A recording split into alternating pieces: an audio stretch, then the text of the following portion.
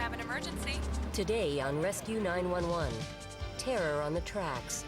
Two teens driving in heavy fog are struck by a train. If it wasn't for the screaming, I would have swore I was looking at a dead person. Now rescuers must battle the elements to save them. Bud, the chopper can't fly. Not even airline? 911.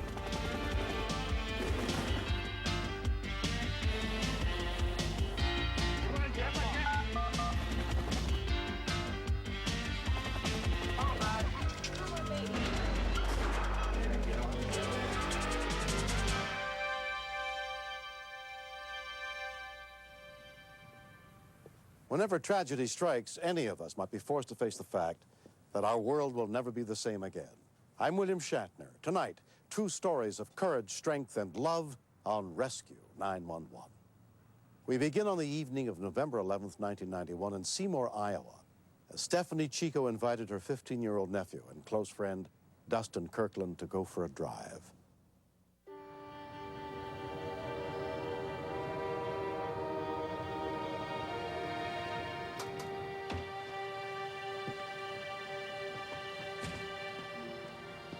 It was maybe 31 degrees.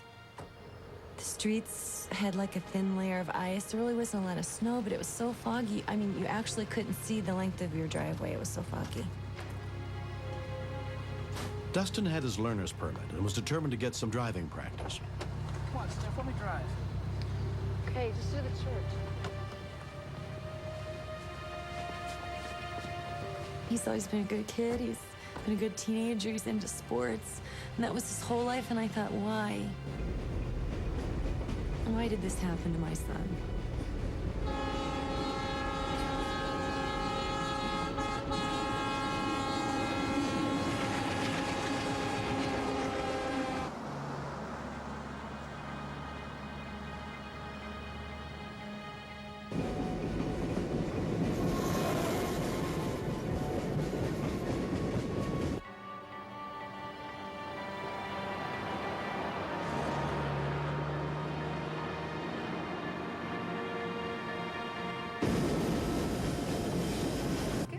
You couldn't ask for a better answer. No kidding.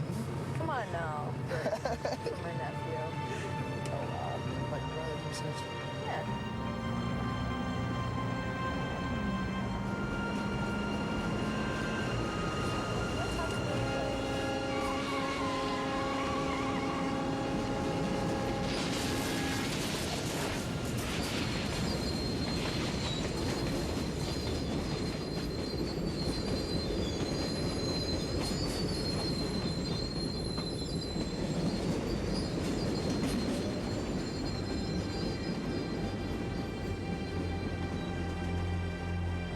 When we continue. Working in Seymour as a first responder sometimes is good and sometimes is not so good because you run into a lot of people you know, their friends, their family. We're best friends. We are into our clothes and our car and jazz. We are honors students and twins. We are diabetics. We test 10 times a day because this is our meter, because it's so not a pain to use. The Accu-Check Compact system eases pain others cause. The 17-strip drum takes the pain out of struggling with strips. You can also test on your palm instead of your sensitive fingers. We say, see you later, pain. Switch to the Accu-Check Compact system. Less painful from start to finish.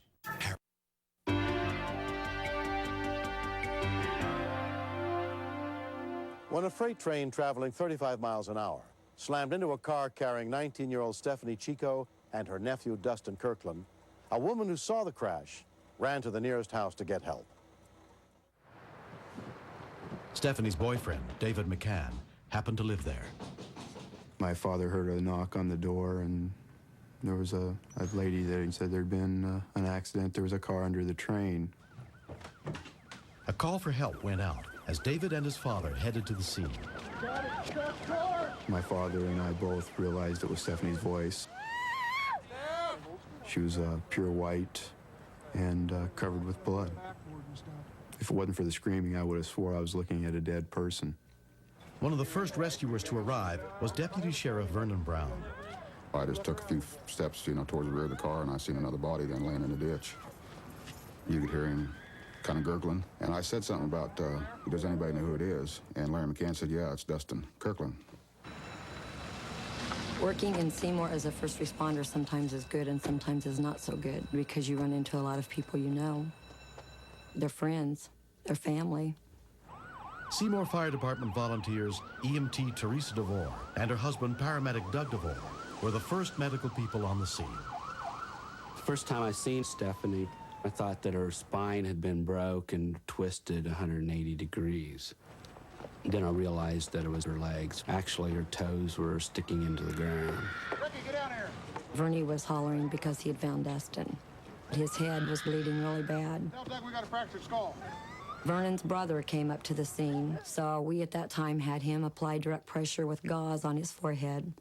And when he did that, we found another huge laceration around the back of his head. He brought one hand back and he says, "Oh my God, did you see skull?" "Yeah, I did." I said, "But you know, we got to go on." Dustin was going to be our star pitcher that year for the baseball team.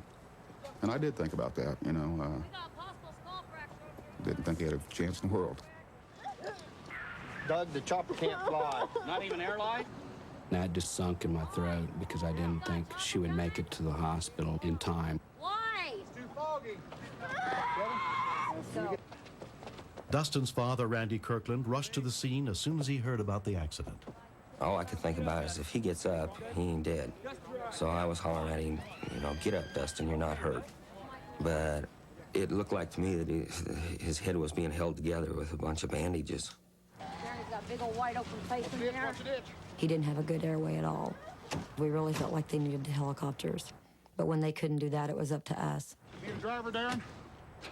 Both victims were transported to Wayne County Hospital. Kim Kirkland was notified that her son had been critically injured in an accident. All I could think of was if he's going to die, that I wanted to be with him, not strangers. I said, "I'm a nurse. I'm not going to freak out. I promise. I want to go see him." And it was a mess.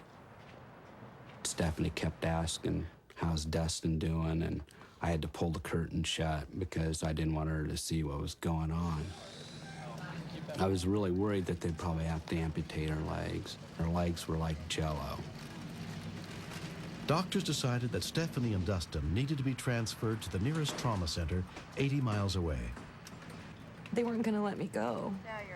I thought, well, he has to be afraid. And I was just like, "Franny, I have to go, I have to go." And Bernie said, "Get in, we're going." At that point, I just became a complete wreck. They didn't know if either one of them would ever make it on up to Des Moines. Dustin's grandmother, Norma Chico, rode in the ambulance with her daughter, Stephanie. I kept watching to see that she was alive, and I watched for the other ambulance out my side mirror, and I didn't see it coming. I knew that if Dustin died, he'd pull off. Are you warm enough? I was riding in the back with Steph. Her blood pressure was falling, and we pretty had much everything done in the rig that we could do for her. It was just a race for time. She needed the trauma center. Yeah, Shannon just had a birthday. She asked me about one of my kids. She was laying there in extreme pain and critically injured, and she wanted to know about my daughter. And that's part of the closeness everybody has in this town. At Iowa Methodist Medical Center, Dustin was examined by trauma surgeon David Sidney. We took him to intubate several times. Took him up to the monitor. They had tried to put a tube in his throat to breathe for him, but were unsuccessful.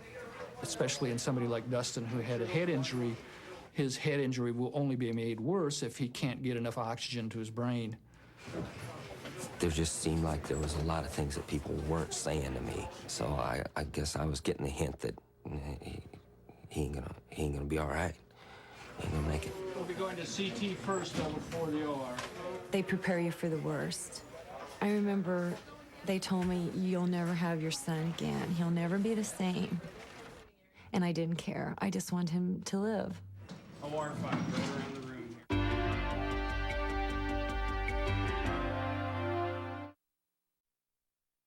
Real stories, real transformation. You know that there's a risk, but you really focus on the rewards.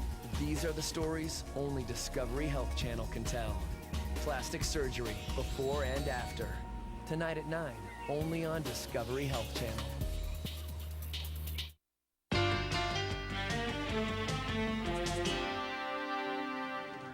Stephanie underwent surgery to treat her shattered legs and elbow and a collapsed lung.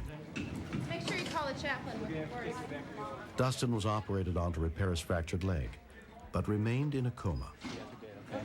Surgeon will be out to talk to you soon. Okay.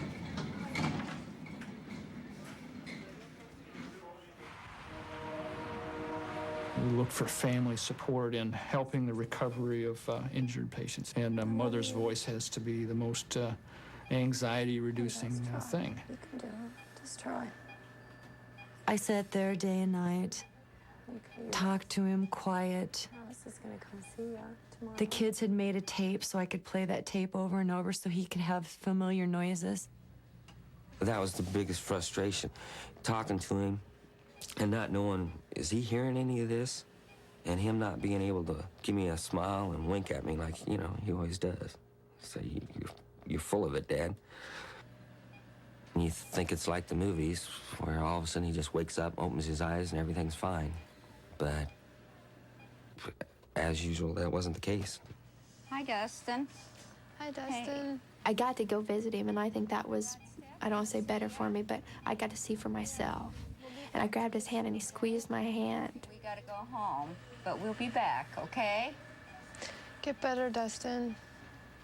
And then I remember he lifted up his hand and went like that. So I knew. You think you are? That is good. Good. It took 3.5 weeks before Dustin was even able to communicate with hand signals. We have no idea how it is to not be able to walk, to talk, to feed ourselves. His therapist would work with him, and he would just groan and moan because it hurt. Mom told me that it'd all come back. It'd just be like being a kid again, little baby. I thought, whew, that's tough, but it's just another challenge. And I like challenges. I think it makes you better. Throughout his recovery, Dustin's dream was to pitch again for his high school baseball team. The very first game we played, I sat on the bench the whole time. I had never sat on the bench for baseball ever. That was tough, and I went home and I cried that night. And the very next night, Coach let me pitch. You could tell, you know, his leg was stiff. He still was pinned up and stuff. So the first batter gets up, you know, and I don't remember how many pitches he threw, but he struck him out. Second batter come up, and again, you know, struck him out. Third batter come up, hit just a little pop fly. And all of a sudden, he just threw his hand up with a glove on it. The ball fell in it. I guess it was then I knew he was going to be all right.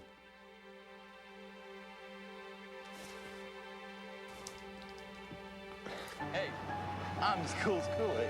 Okay. In the 14 months since the accident, Dustin and Stephanie have both made remarkable recoveries. Stephanie and Dustin were close before, but they're a lot closer now. You couldn't talk about one of them bad and the other one not be ready to fight you. We feel like we've been together through the tough stuff, so we might as well have some fun. Neither Stephanie nor Dustin was wearing a seatbelt the night of the accident. If there's one thing that I could do different about that night besides not go, that'd probably be the key thing. Because if I wouldn't have been thrown in the car, then I probably wouldn't have been hurt as bad. I still to this day cannot imagine that train hitting that little car. I think they should all have bars and lights